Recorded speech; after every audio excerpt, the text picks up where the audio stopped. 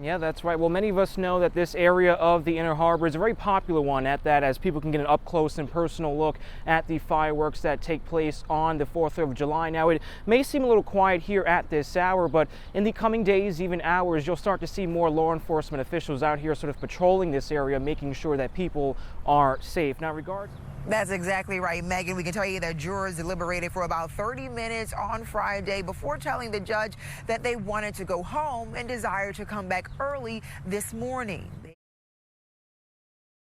Yeah, that's right. Well, Tom and Shelley, it's quite amazing to hear that no one was injured in this storm or even at this apartment complex, because if you take a look at the damage behind me, it's quite incredible. I'm actually going to start by showing you this apartment building here. You can see just behind that yellow tape there are bricks scattered everywhere. At one point, those bricks actually used to be part of this building, but that storm was so severe that it knocked all of those bricks over. In fact, ripping a hole through this building here. You can see that black sort of temporary wall put in place there. We're told that was put in place because at one point you can actually see into people's apartments. Now, right next to this apartment building is this tree that was uprooted and came toppling over. You can see there it actually crashed onto two cars. This SUV right here in front of me, and just to the left of that is another car that was damaged as a result of this storm. So right now we're seeing some insurance agents right now assessing the damage, trying to figure out what to do next at this point. We're told right here along the 2900 block of Bloom Road, and folks are coming up and down the street, so we're going to be as safe as possible. I'm going to wave them on that they don't have to wait for us, so if you see them go by, it's just some traffic along this road. But this is the 2900 block of Bloom Road. This is where the incident happened yesterday. I want to point out some stuff and then we'll give you the details of that. You can see this red tape here. This says danger, and the reason why, take a look at this pole here. You can see multiple wires coming down from this pole and then sprawled across the yard here. They just want to make sure people are being safe, myself included. And then if we just go across the street, this is just a snapshot of what we're seeing across Carroll County, especially in this particular area. You can see multiple limbs on the ground. You can see there where that tree branch broke from this particular tree, and you can see the branches, the limbs, the leaves now just laying on the ground. We're seeing a lot of from the site with what's expected to happen here today. And Elijah, what are you seeing out there?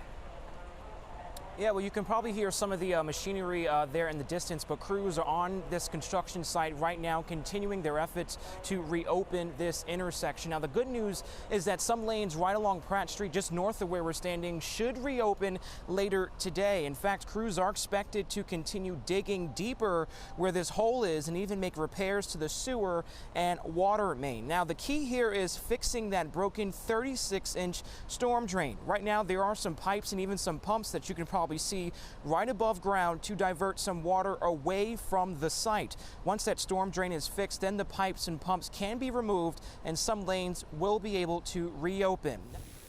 Oh, it's hard to even see here. The snow is blowing around, whipping around. It's stinging right now because this is very dry, fine snow. We have blizzard conditions here in Ocean City. Really, the bomb cyclone, it is exploding here at the beach. You can see down on the boardwalk, of course, the boardwalk very open, very empty this morning. Visibility is very, very low this morning. All of that gusting wind gusts up to 50 miles per hour, that is making visibility very, very low. You can see, well, you can't actually see because, again, the visibility is low, but that wind is really churning up the ocean right now.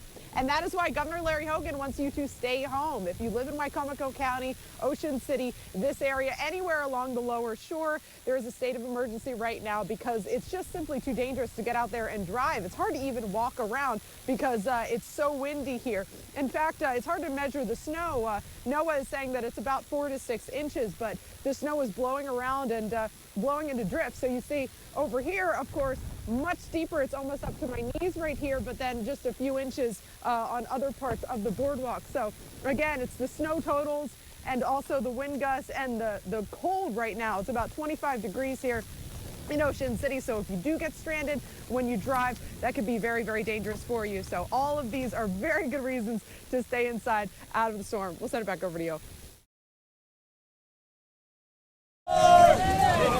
The agility, strength, and endurance of a man and woman put to the test. This morning was a little rough.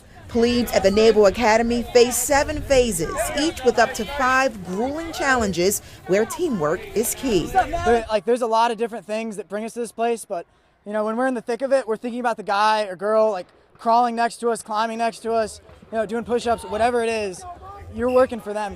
Sea trials last 14 hours, everything starting before the sun comes up. Plebes challenged to push through the heat of the day.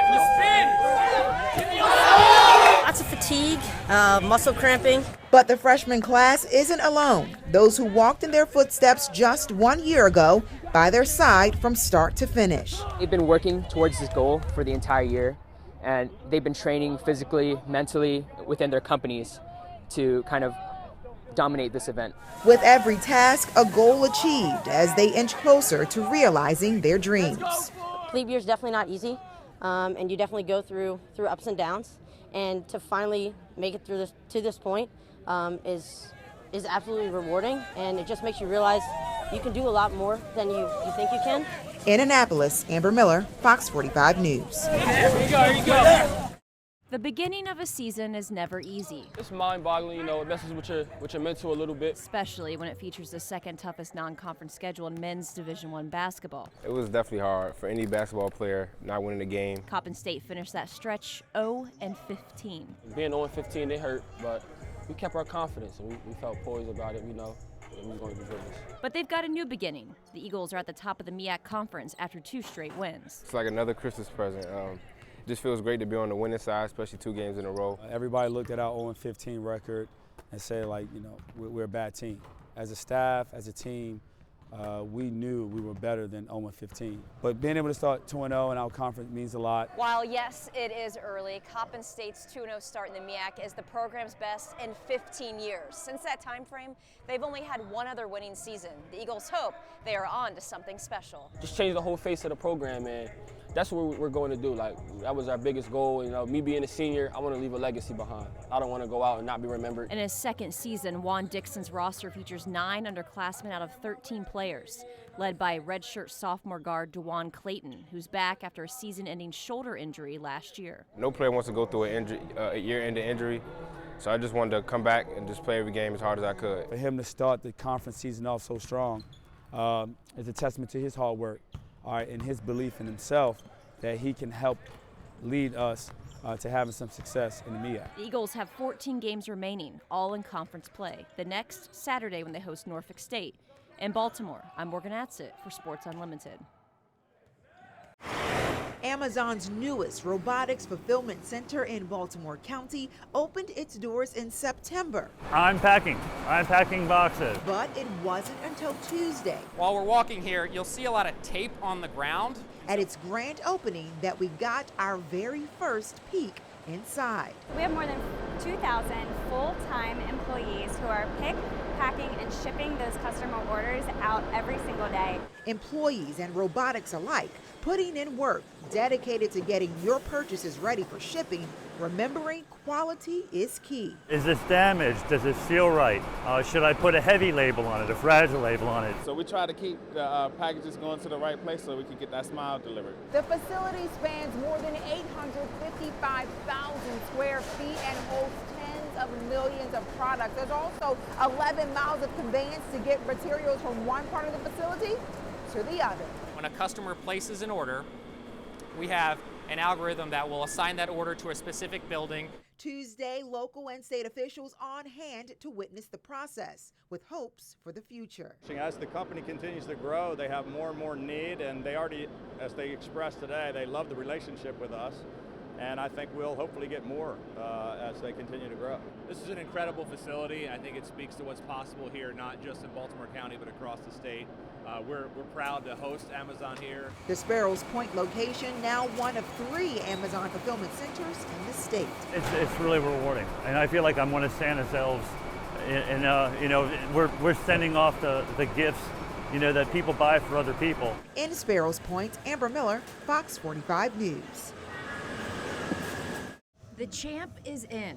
Gervonta Tank Davis, the World Boxing Association's super featherweight world champion, is back where it all started, home in West Baltimore. I believe I grind for this, and you know, I stay focused for this. It's a quick trip for a Showtime promotion and session in the gym with Coach Calvin Ford before he heads out of state for more training. I was just one of the regular old kids that stayed in the gym. It was like an after-school program for me. So after the school, my school used to let out at 2:30. I used to run straight to the gym. Tank's been coming in and out of these doors at the Upton Boxing Center since he was 7 years old. And now he's waited 2.5 years as a world champ to get his first fight back in Baltimore, his hometown, and it's only 1.7 miles away. And he coming home, being on the level that he is, I can't wait to see, you know, how the city support him and come out. 21-0 Davis defends his belt once more against 21-2 Ricardo Nunez, July 27th at Royal Farms Arena. The main thing we got to do is stay focused, because the guy that we're fighting against, you know,